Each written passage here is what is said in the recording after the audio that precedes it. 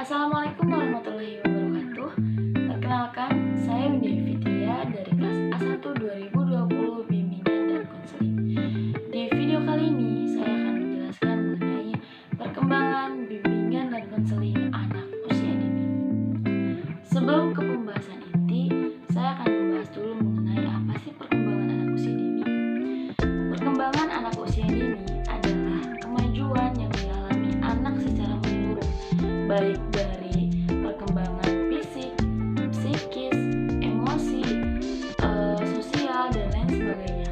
Anak di usia dini ini, mereka ada pada masa krisis, di mana proses pertumbuhannya atau proses perkembangannya itu akan terbentuk oleh orang tua gitu, atau oleh lingkungan sekitar.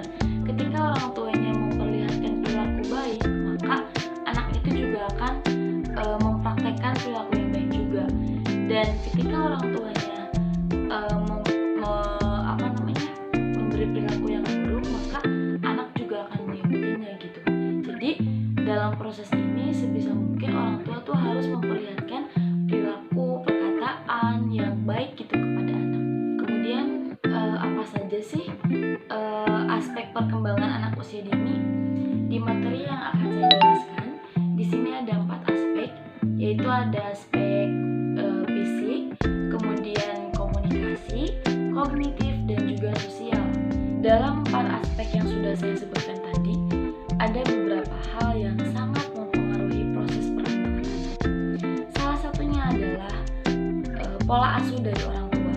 Ketika orang tua memberikan pola asuh yang baik kepada anaknya, maka secara tidak langsung akan membentuk seorang anak yang baik gitu, baik dalam kognitifnya, psikomotoriknya, sosialnya, komunikasinya juga akan berkembang dengan baik.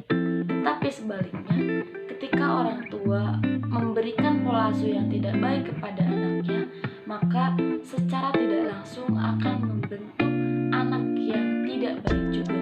Dia akan ketinggalan dalam kognitifnya, kemudian dalam proses perkembangan psikomotoriknya juga lamban, komunikasinya juga sedikit terhambat. Maka orang tua harus memberikan pola asuh yang baik supaya menjadi anak yang baik, anak yang mendapatkan kasih sayang cukup dari orang tuanya, maka akan tumbuh dengan bahagia. Anak itu akan melakukan apapun dengan bahagia gitu, meskipun beberapa hal sulit buat dia, tapi karena dia mendapatkan kasih sayang dari orang tua, mendapatkan dukungan dari orang tua, maka dia akan berkembang dengan baik gitu. Bagaimana jika seorang anak tidak mendapatkan kasih sayang dari orang tuanya? Maka di sini ada campur tangan dari orang lain gitu ya, atau bisa dibantu oleh guru BK-nya di sekolah. Seorang anak yang tidak bahagia atau mengalami kesulitan emosi akan menampakkan beberapa perilaku yang tidak biasa, seperti tiba-tiba menjadi sangat emosional, sedih, tidak bersahabat, malas, tidak mau membantu, kemudian sering menangis, susah tidur, menjadi kasar terhadap anak lain, dan juga banyak perilaku-perilaku lain yang menyimpang gitu. Maka dari itu, guru BK harus membantu supaya anak ini tidak lebih jauh menyimpang gitu. Jadi ketika sudah terlihat penyimpangan, akan lebih siaga untuk mencegahnya gitu, supaya tidak terlalu jauh. Ada sedikit catatan untuk orang tua.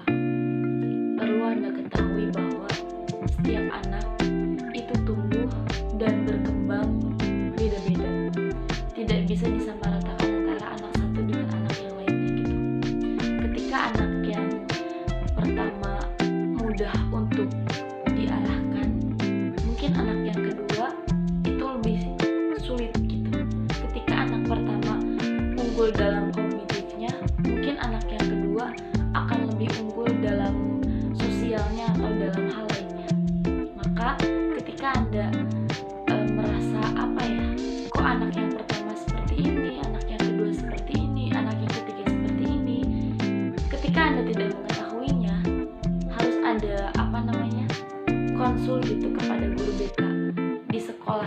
bertanya, kenapa anak saya yang satu seperti ini, yang kedua seperti ini. Mungkin dengan adanya konsultasi dengan guru BK, ibu akan mengetahui bahwa anak ibu ini spesial atau enggak, emang pertumbuhannya tuh seperti ini gitu. Tidak bisa kamu harus pintar dalam kognitif, kamu harus pintar dalam komunikasi, kamu harus pintar dalam sosial, sementara anak ini ranahnya berbeda gitu. Jadi ketahui dulu gitu, anak ini tuh kira-kira lebih unggulnya dalam aspek mana. Ketika anak ini sudah kelihatan unggul dalam kognitif, maka arahkanlah dalam hal kognitif. Ketika anak ini lebih unggul dalam sosialnya, maka arahkan dalam sosialnya gitu. Jangan sampai anak yang unggul dalam sosial tapi dipaksa untuk unggul dalam kognitif, itu nggak bisa gitu. Maka